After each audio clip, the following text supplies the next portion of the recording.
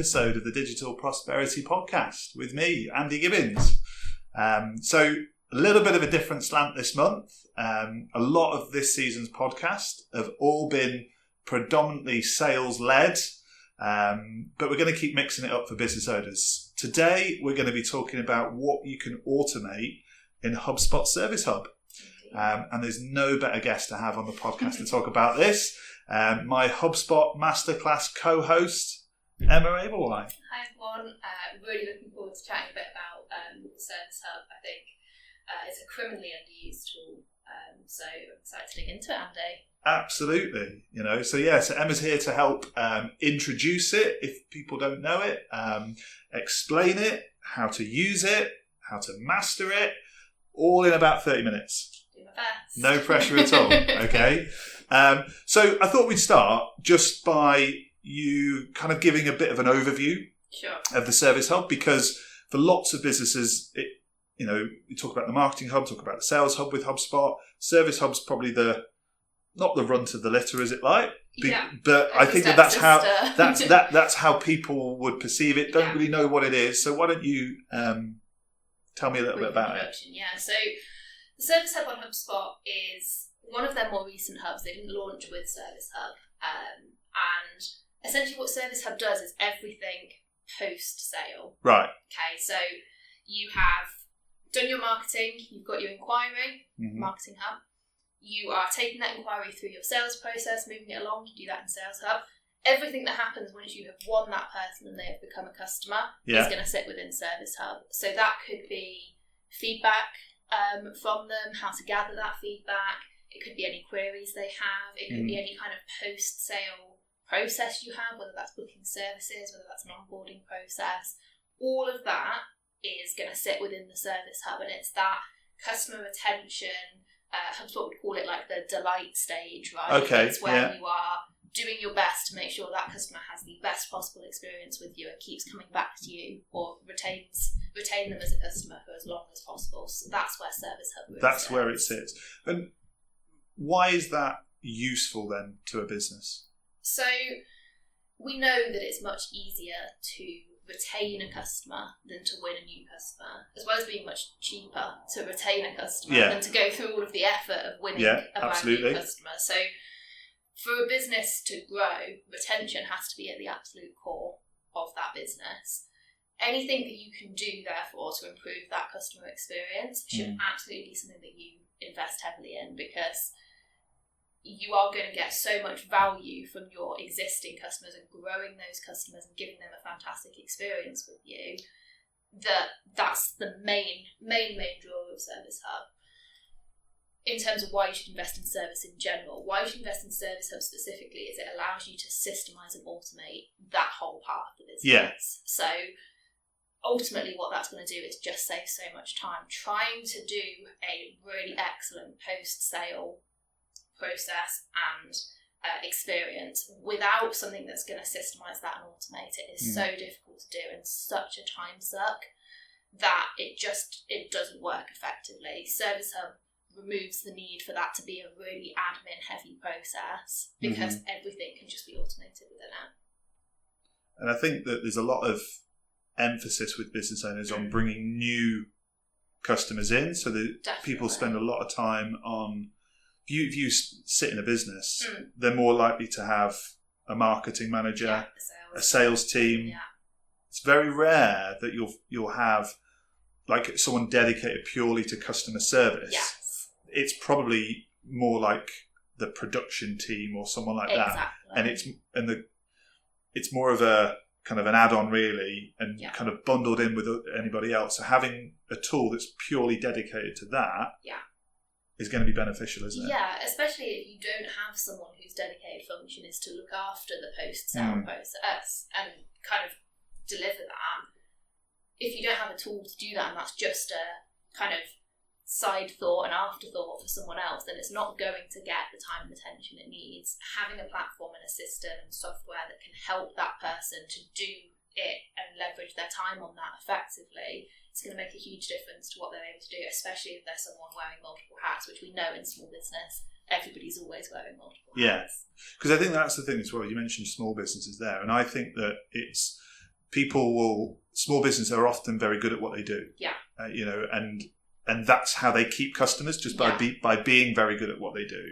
Whereas when you speak to larger companies, you think about like, I just renewed my Sky contract recently, and speaking to customer service after that, and so the bigger companies do it. Yes. I wouldn't say they do it well. Not always, no. But they do it. But I do think that it's quite rare that, compared to had my garden done recently, and or that he was so automated from a sales process. Yeah. Like I remember when I first did my garden, which is about 15 years ago now, the bloke came and gave me a piece of paper with his quote on, and gave me his bank details, and send it away. Whereas this one, once he put an email together, this is what I want, this is what I'm going to do, and this is the quote. It's all automated from a sales perspective. Yeah. Afterwards, he just sent me a text saying, "Can I have a review?" Yeah. So that kind of puts it into perspective how people take that seriously. But because they do a good job, they kind of rely on the fact that they've done a good job rather than having a system to support that. Right? Yeah. And also, I think it's something that people don't feel comfortable in asking. Yeah. Personally, which is why something like this can really help. Yeah. Because they don't have to have that awkward conversation of, please give me a review. Exactly. It's also the admin time that goes into that, right? Like, that guy that did your garden for you, maybe next summer you want him to cut all your hedges again or to mow your lawn for you or whatever. He's very unlikely to remember to text you again next summer to do that. You've already a customer, he's done the work for you. Yeah. If you had a system like Service Hub, though, he would be able to automate that so that you'll get an email 12 months after he's now done this job for you to see whether you need any additional services from him. So that whole upsell process, you can manage that through Service Hub as well. He can also do that so it only goes out to people that he knows was happy because you've given him a positive score on the feedback survey. He doesn't want to go back to jobs of people that didn't like the work. Didn't like him, and he would struggle to remember which ones were good, which ones weren't. This would enable him to grow the business from people that he's already worked with in the past. And he's basically just relying on me just looking at my hedge every day getting bigger. Exactly. Needing it to be cut down. And then remembering who you used. And being proactive enough to do something about it. Exactly. Because a lot of people won't be. Exactly. Yeah, no. It's been going on for months now. Yeah. So I finally plucked up the courage. I basically live on a corner. Okay. So I have a hedge so people come out and it normally cut it down. But basically what happened was that someone actually was driving and turning out, and he stopped his car and knocked on my door and said, "You need to cut your hedge down." Oh God, that's not what you want at all. So that's what sparked it. But he could have done that 3 months before by saying your hedge needs doing. Exactly. With automation. But obviously we're talking heavily about HubSpot here. But I would imagine HubSpot isn't the only service tool that there is. So talk me through the kind of the marketplace, if you like, of service tools. What else is out there for businesses? There's loads of service tools out there. Okay, you've got loads and loads of like ticketing type tools. Right, yeah. You've got a lot of industry specific ticketing tools as well. I know there's a lot of like IT companies and things like that. They have their own industry specific ones. You also have a load of like feedback tools on the market as well. Things like SurveyMonkey we've all heard of. Where HubSpot is slightly different, and I'm not aware of anything in the market similar to this, is that it integrates in with your marketing and sales as well. So the challenge that I see with a lot of other ticketing platforms is if you are running your sales process through a different platform, whether that's HubSpot or something else, often you have to do big, complicated integration projects with developers that end up costing crazy amounts of money, or you have to leave it as a manual process to move things out of your sales platform and into your service platform. I think what I often see is that they're very much siloed. The sales sits in one place, the service sits in another place. That doesn't work particularly well because the two have to be linked in order for them to work. your service needs to follow on really seamlessly from the end of your sales process, and HubSpot really allows you to do that, as well as being really simple to use HubSpot. A lot of other CRMs out there, to have that kind of flexibility and that seamless transition, they're mega complicated to set up and use. Right. HubSpot is so much simpler than any of the other platforms. I was on a meeting with someone this morning trying to set up a chatbot that would automatically answer questions for people. Yeah. She booked in an hour session with me, and I showed her how to do that in HubSpot in 10 minutes because it's that simple to set up. That simple. HubSpot knows what you're going to need and has a lot of things out of the box, but it also has areas where you can then go in and make that more flexible and customizable. To have that ease of use and the full process integration from marketing to sales to service, I'm not aware of anything else on the market that can do that. I think as well is that it's also, because it's relatively new, it's evolving all the time. Like you mentioned chatbots there. Like I watched a webinar recently talking about the AI chatbot that's come in that they're developing, which is going to be amazing. Which people can be a little bit cautious, and we've talked a lot about AI in sales on my podcast recently, but in customer service, it is going to be a game changer for lots of businesses because of how intuitive it can be, and it is getting, it's getting scary how good AI is at the moment. So, it's at the point now where I receive phone calls and I have to ask if someone's a real person. Wow, it's so true, isn't it? And if you can get a chatbot on your website that can talk to someone as if they're a real person, it can answer their questions, and you don't have to have someone sat there all day waiting for a chat to come through. That's a complete game changer. Absolutely. So obviously lots of tools out there. Give me some examples of automation specifically then. So in Service Hub, obviously there's a ticketing process which you can move people. So that works how the sales pipeline works in HubSpot. So it works exactly the same. Drag and drop. You've got your lists as well with it. So it works exactly the same in that sense. But what can you automate in Service Hub? Yeah, so there's tons and tons you can automate. You said we had half an hour? Half an hour, yeah. I'll give you the headlines. So the biggest thing I think that I automate with most of my clients that are using Service Hub is the creation of the ticket initially. Now, the trigger for what's going to create that ticket is going to be different in every business, but what I often encourage people to do is that will either be after a deal closes, you start a ticket to move it through your kind of onboarding process, your post-sale process, whatever that looks like for you. Or if you're using Service Hub more as like a query handling tool, which again works really, really well, you can automate it so that if someone fills out a form or WhatsApps you or emails you, whatever channel they come in from, that can create a ticket all in the same place for you. So it can link all of those channels together in one place. It means you've not got some guy sitting on WhatsApp waiting for something, a load of other guys sat in a massive big Outlook inbox that just gets stuffed full of all your spam as well as all of your all the good stuff. Tickets. It moves all of that all into one place, and that automation is enormous. The other type of automation that you can do is one-to-one emails to customers. Okay. So Service Hub has a similar tool to what's in Sales Hub with sequences, where you can choose to enroll someone in a series of automated emails through one click. You can enable it to send multiple emails to that person. Obviously, if they reply to you, it will stop sending those emails to them. You can also include steps in there for you to give them a call and stuff as well. That's really great for any business that's trying to make additional revenue off like a servicing department. If they've got, you sell machines and every 12 months they need servicing. Yeah, it's one of the maintenance biggest, projects and stuff like that. One of the biggest challenges I hear from businesses that want Service Hub is that is a massive manual process to remember that it needs servicing and then to chase the person down to get that service booked in just takes ridiculous amounts of time.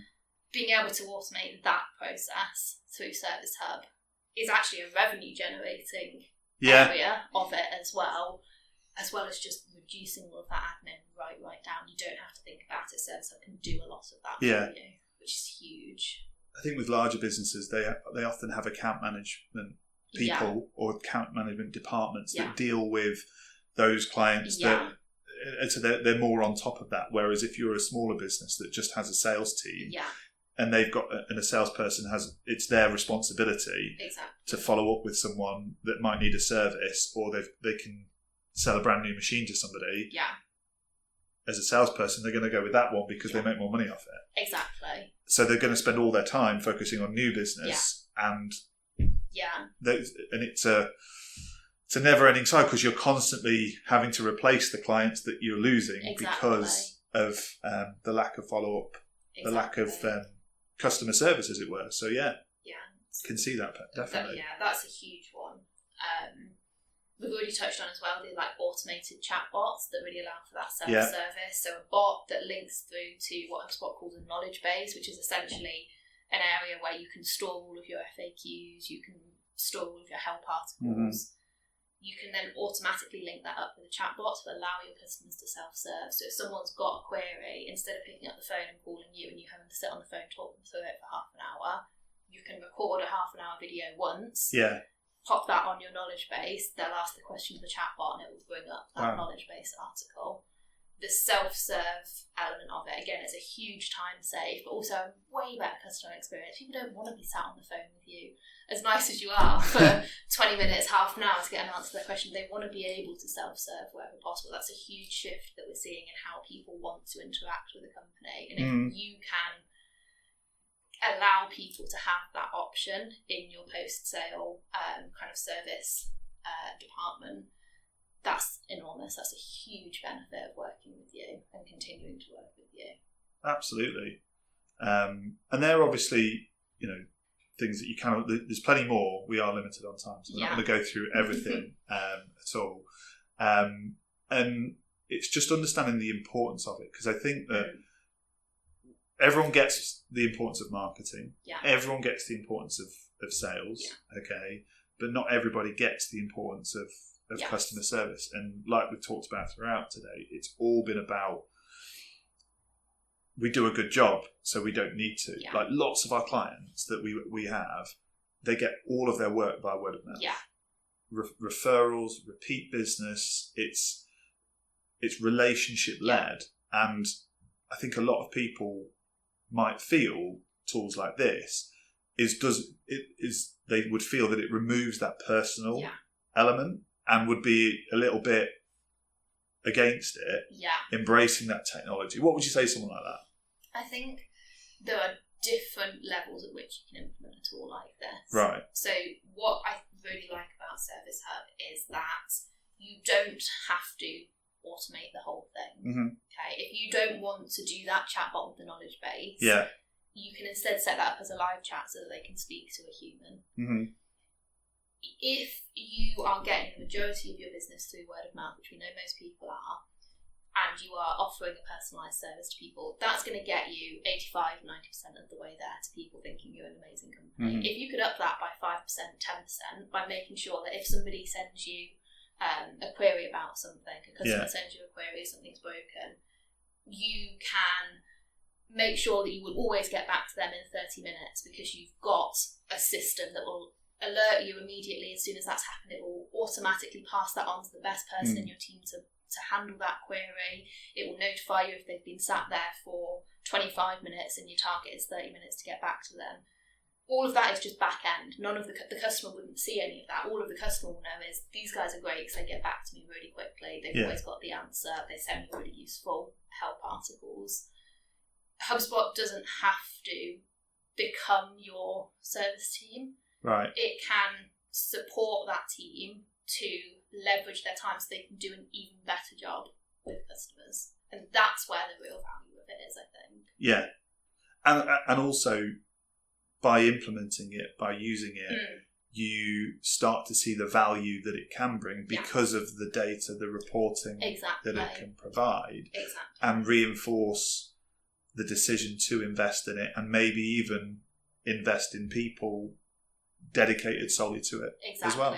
Yeah, and if you then are equipping those people with a system that's going to allow them to do the best job possible, you're going to get a much better quality of person coming in and doing that kind of job as well.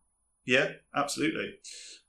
So use cases then. We at JDR are HubSpot Elite Partners. We've been running onboarding projects for clients, consulting projects, training projects. So we work with a lot of businesses that are looking to implement HubSpot, have implemented it and looking to get the most out of it. Yeah.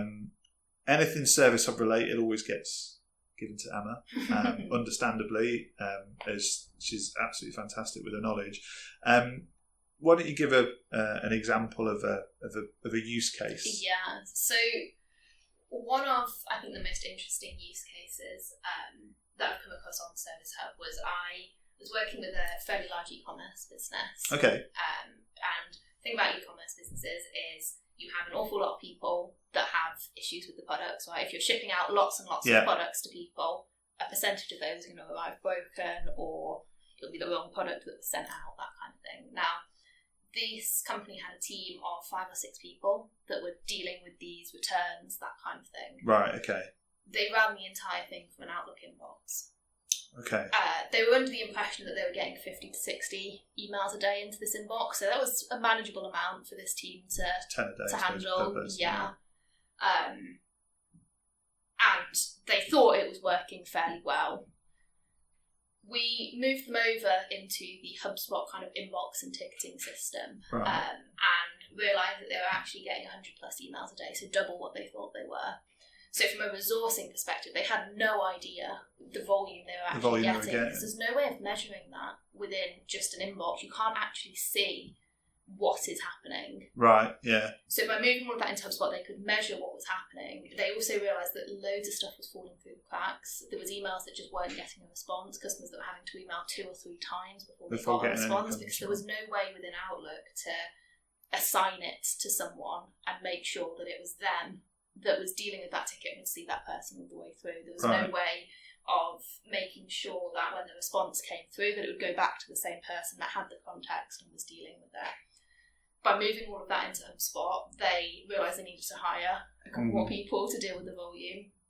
They realised that the things that were falling through the cracks were costing them money because people were complaining and then not coming back to buy more from them.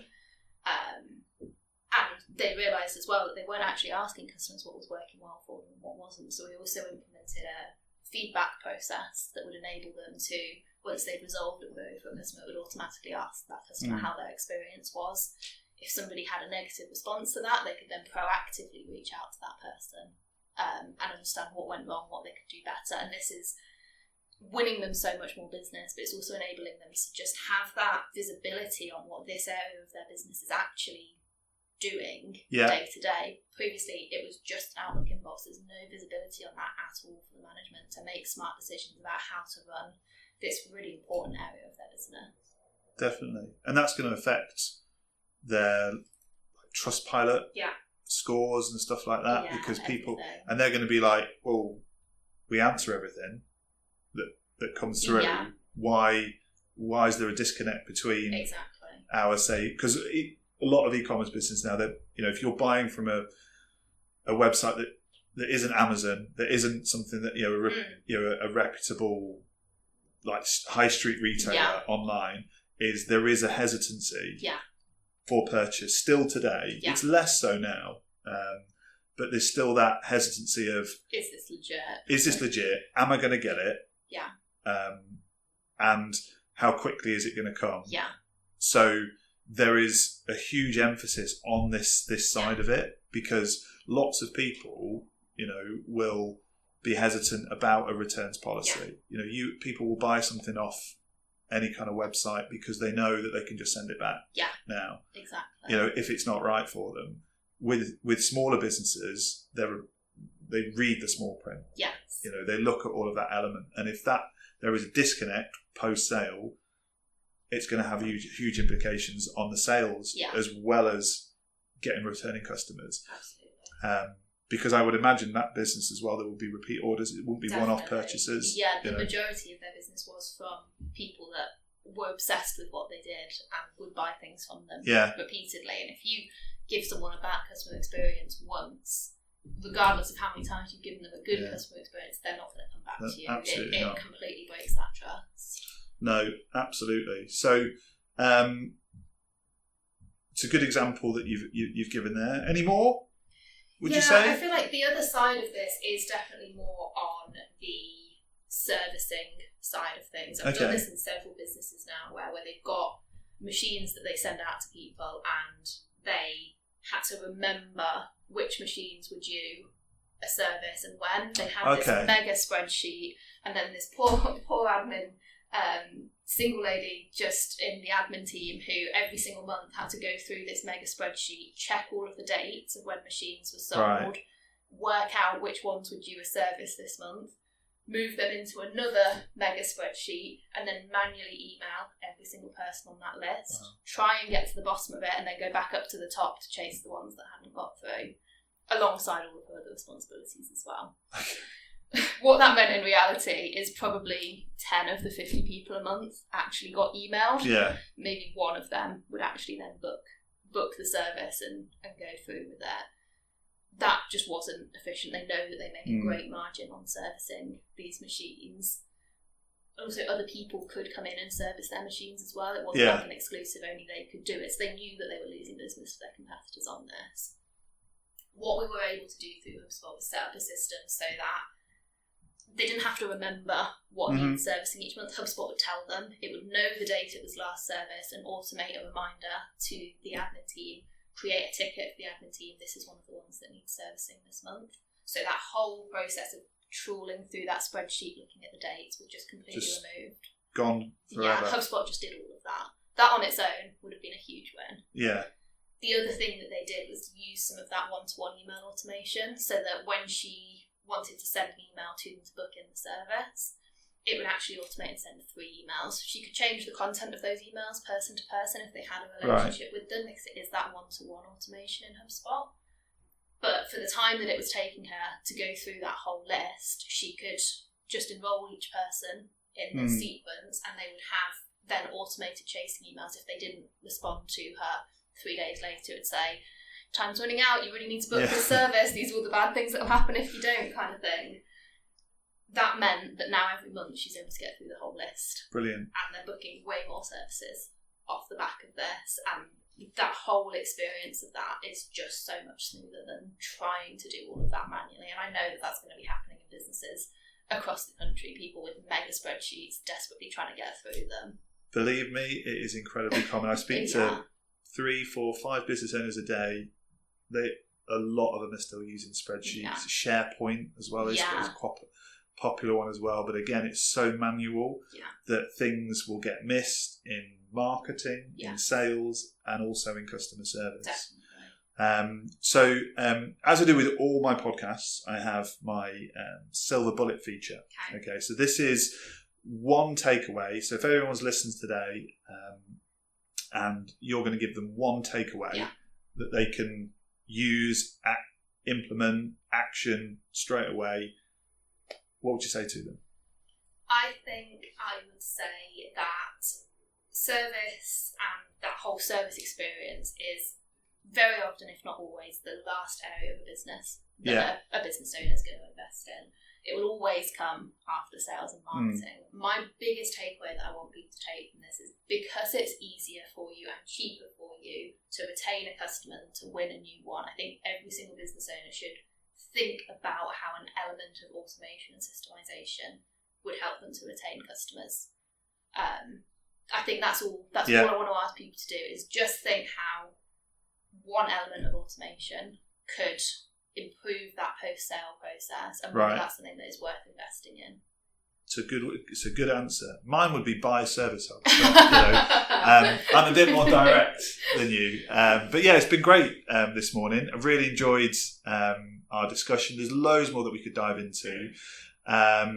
What I will say though is that last month, might have been the month before, so Emma and I run a HubSpot masterclass every month. And the month of July, we actually covered Service Hub in a lot more detail, more like practical use case of how to use it. So if you have the hub and you want to know how to do some of the things that we've talked about today, we did a great webinar where we go through actually show it on the screen. The screen as well, yeah, rather than just talk about it. So please go and watch it if you'd like to know more. It's on our webinars page on our website as well. Still to be decided next month. I'm still working on who the guest might be. But I'll update everyone in due course. But thanks for listening, and we'll see you next time. Thanks very much. Thanks. Bye.